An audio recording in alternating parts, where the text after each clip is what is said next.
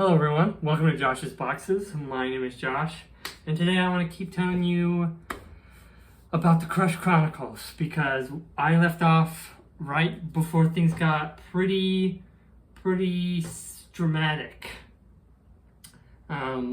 This is the most drama I think I've ever been involved in my entire life. Usually I'm a person that likes to just kind of avoid drama. I don't seek it out or create it. I like to be pretty go with the flow. I like my friends to be go with the flow. I like to be around people who, aren't toxic and stuff. So I usually, I've lived a pretty drama-free life, I'd say.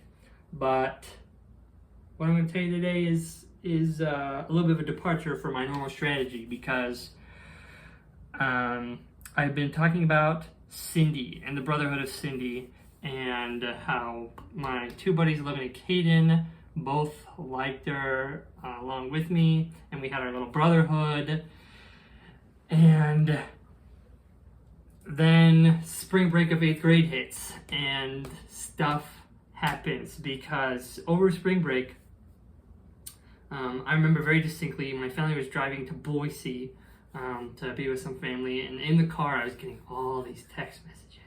And this was back when I had a flip phone. I had to pay per minute to respond to text messages. So I had to be judicious with how I was going to respond and read these text messages and stuff like that.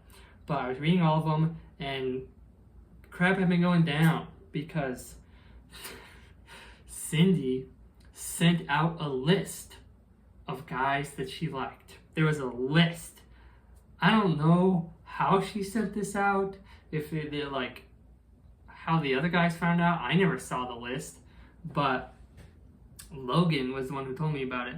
He's like, dude, Cindy sent out this list, and he showed all the people that were on the list, and it was me and Logan and this kid named Dalton who I became buddies with later, and this kid named Braden.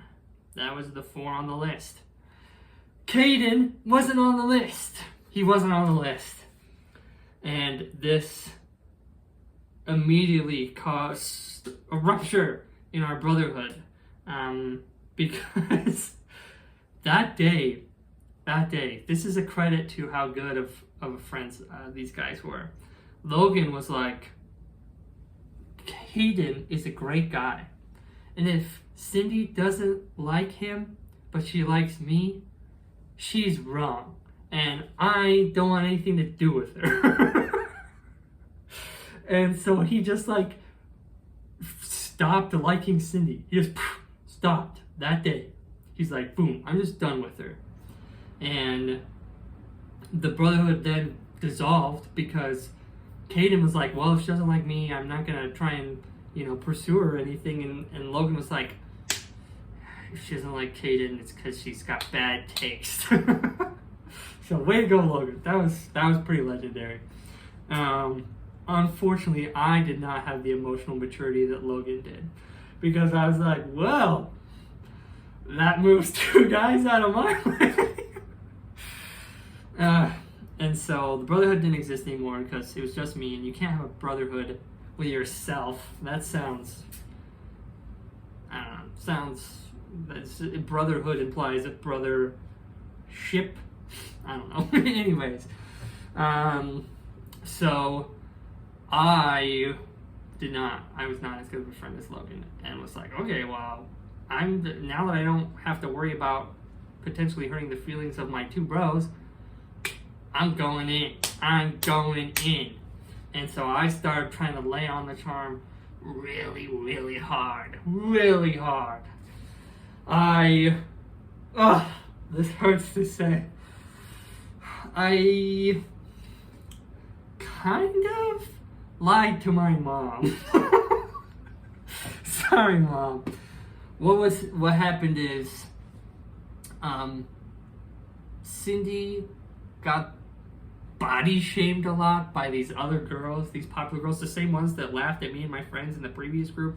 They body shamed her all the time, which she wasn't unhealthy or anything. They just, like, the fact that she ate food at all, like, they were on her butt about it. Because apparently they were in, like, the same neighborhood or same church group or something. Anyways, so she didn't pack a lot of food, but she was hungry all the time. And to help her, because now at this point, I guess I should give more context, I start sitting right next to her at lunch. Before we'd kind of like sit at the same table, but now I was sitting right next to her. And our shoulders even touched while we were eating lunch. This felt like the big leagues to me. And so I told my mom that I was a growing boy and I wanted a little bit more food in my lunch. And she, at the time, was giving me one sandwich in my lunch. So I asked her if I could have an additional sandwich. But my intent was I would give this sandwich to Cindy. I wasn't going to eat it. I was going to give it to her so she would have food. And my mom kind of compromised. I think she could tell that it was a little weird that I just out of the blue started asking for more food. And the fact that I was like kind of being a little bit deceitful. My delivery was probably like, Mom, I'm a growing boy. Don't you think I should get like another, can I have another like sandwich? Cause I'm a growing boy after all. Like that was probably my delivery. And so I feel like she saw through it and she gave me an additional half sandwich. And so every day I gave her that half sandwich and she ate it. And so sorry, Mom. Sorry about that. I was not a growing boy. And I didn't need another sandwich. It feels good to get this off my chest. Thanks for listening. Anyways, so I gave her the sandwich, and we were sitting next to each other. And all the classes we had together, we had like two or three classes together and lunch. I was sitting right next to her. Frequent shoulder association was happening, and you could say things were heating up. Anyways, so there, at one point, like towards the end of the year, like probably May or April-ish, she had been getting bullied by these freaking girls, and I was like trying to console her and comfort her, and she was like, "You're the best, Josh, you're so nice to me, will you be my boyfriend?" And there's this standard kind of at my house, in my family, where you weren't supposed to date until you were 16. And so that was the expectation my parents had for me, that like, it's just, before you're 16, you're just not emotionally mature enough to have a healthy relationship with another person. And I think that's good advice, because I did not. Anyways, but I stuck with my standard. I was like, I'm sorry, I can't have a girlfriend until I'm at least 16, and I was only 14 at the time. I really like you, and I'd be happy to like keep, being friends until 16, and then try going on dates. But for now, no. And she was like, okay, that's totally fine. You're worth waiting for. I remember that was the exact quote. You're worth waiting for. And so we were like, again, like this, now that I knew that she like really liked me back, we were basically boyfriend and girlfriend as far as like 8th grade. Like I said, we were sitting next to each other, we were talking all the time, we were texting all the time. 8th graders don't go on dates. So like functionally it was the same thing, but in my mind I kept my standard. So that's good, I guess. Until like 3 or 4 days after this, because this was over the weekend. It was like a Thursday. We have sat next to each other in class, and we're just flirting up the whole math class. I did not pay attention at all in that class. And we go to walk to lunch, and we're walking right next to each other, and she breaks off and goes and hugs Braden, who was the 4th guy on the list from spring break. And I'm like, that's weird. And then they walk off together, and she doesn't say a word to me, and I'm like, that's weird. Something weird is going on. And she sits at his table with his friends, and so I sit down at the table, and they're like, where's Cindy? And I'm like, I had no words at all. we go back to class because the next class after lunch we sat next to each other, and I sit down and I'm like, so you and Brayden are dating? And she's like, yeah. And she wouldn't look at me. And I just got up and went over and sat next to Kaden. And like, I felt awful. I felt so bad. Like I remember this like spiraling feeling where I like literally felt like the world was spinning. Like, I know that's like what they say in like drama movies or books or whatever, but like I literally felt like my world was spinning and I was like falling and spinning at the same time. It was such like a terrible feeling. And I literally just had my paper and I was just like with my pencil drawing this like really dark like blob. I was basically just pushing my pencil against the paper and it made this like huge dark thing, and like I was totally out of it. I was not paying attention to math at all. To my math teacher's credit, this is such a legendary bro moment. He walks up to me, he kneels down and gets close to my desk and he's like, hey, are you okay?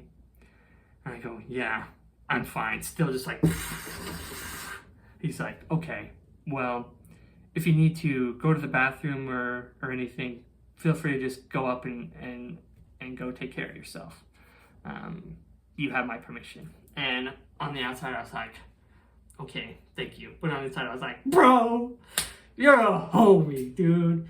That's so, like, it's such a compassionate thing to do. So that math teacher will always be a legend to me.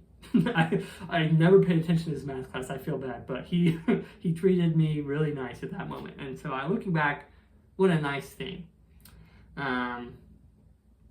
And yeah, I just like, things were super awkward because then after that, like, Cindy brought Brayden over to our table and he started sitting with us, and I was like, I don't want to sit with either of you, and I'm not going to give you my extra sandwich either. I am going to be a growing boy. I'm going to eat my sandwich. And my buddy Caden was like really good at art, so he would draw all these comics for me to make me feel better. He drew one of Brayden with a donkey head, and it was labeled Bray Donkey. So good. Well, I had such good friends. Anyways, so I was pretty mad, and I just kind of stopped talking to Cindy at all for the next couple months until the last week of school. Because the last week of school, the 8th graders had this like big like sending off type party where we got to do like a carnival, and there was a dance at the end, and the carnival was fine. I was just hanging with my buddies. Logan was talking about like trying to get Shakira's number and stuff. Just a silly guy. And at the dance, all my buddies and I were scared of girls, but we wanted to dance because it would like prove our manhood. Like, we're manly enough to ask a girl to dance. We were like, we get your man card, a certified man card, because you dance with a girl. And Kaden and Logan, like, Logan was super confident. He like just went right up to, like, he probably danced with like 10 different girls. It was a bunch because he just was super confident, super good guy, wasn't scared of girls at all. Me and Kaden were a little bit more hesitant. We finally convinced Kaden to go and talk to a girl, and they danced, and that was cool. And then for me, I was like chickening out. I was still like so socially anxious, so I was like chickening out. I wasn't gonna ask anyone.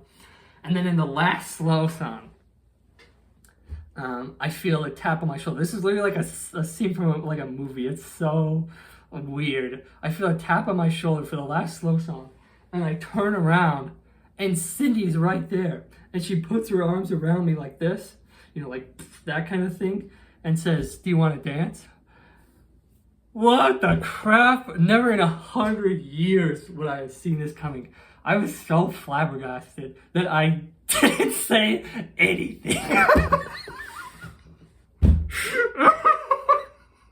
I didn't say anything. I didn't respond at all. And so she's like, starts like swaying to the music, and I am like,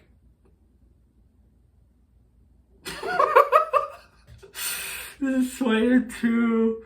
Oh man. Finally, like a minute into the song, I'm like what about Brayden? And he's like, I don't want to dance with Brayden. I want to dance with you. And I'm like, okay. And like a little part of me awakens at this point, and it's the part of me that's mad at her. And it doesn't wake up enough, but I'm like, why? What the crap? What? Like, you said all this stuff, you hurt my feelings really bad, you made me feel misled, and then, like, you're dating this guy, what the heck, you're being all weird to me, and then you just come up to me and start dancing with me. I don't want to dance with you. I wasn't, like, I didn't have enough fire in me to say all that. So I just tried to, like, I could already kind of sense that this was awkward, and so I just upped the awkwardness. And I just said, I think I'm sweating through my deodorant. Oh. Oh. And that was all I said until the song was over. That's all I said. I said, what about Brayden? And I think I'm sweating through my deodorant. Oh, so goofy. So goofy. I didn't have very good social skills, but that was super weird. But I danced with the girl and I got my man card because it still counts. So good for me. And then, like, that day, Cindy broke up with Brayden and she tried to, like, slide in my DMs, but I just wasn't having it. I was like, no thanks. And that was that. That was the end of that. And like later, like, you know, we both kind of matured, and like she was in the group for one of the dances, my senior homecoming. She was in that group, and like it was fine, wasn't weird at all. And she actually went with Dalton, who was the third kid on the list, so that's kind of crazy. But yeah, it wasn't weird at all. We were just friends, so we matured. So good on us. And that was the big drama stuff that was happening in 8th grade. And that's the most drama I've ever been through. So thanks for watching. There's a little, the next couple of stories are like kind of transitionary stories as we go from like middle school to high school, like kind of like, you know, I'm probably gonna be able to fit a lot of stories in the next video. But anyways, so I've got one more for the end of 8th grade, and then we'll go into 9th grade and all that stuff. Thanks so much for watching. And until next time, I'm sweating through my deodorant. Ciao.